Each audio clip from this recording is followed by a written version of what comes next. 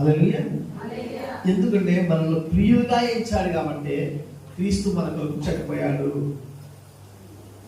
ఒక దేశానికి స్వతంత్రం రావాలంటే అనేకమైన స్వతంత్ర సమరయోధులు తన ప్రాణాలను కోల్పోయారు. కానీ ప్రపంచానికి స్వతంత్రత రావాలంటే క్రీస్తు తన యుక్తకాలం ముందు రక్తాన్ని చిందించాలి. ఆ రక్తం వల్ల మాత్రమే మనకు విమోచన కలిగింది. ఆ రక్తం వల్ల మాత్రమే మనకు విడుదల కలిగింది. ఆ రక్తం వల్ల మాత్రమే మనము అపవిత్రతలోని పవిత్రతలోనికి వచ్చాము.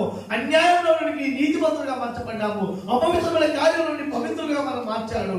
ఆ కార్యాలు మన జీవితంలో, అందరి జీవితంలో న్యాయ సంబంధమైన కార్యాలు జరుగుగాక. ఆమేన్. ఇంకొక మాట చదువుదామా, ఇంకొక మాట చదువుదామా. 72వ కీర్తన 15వ వచనం.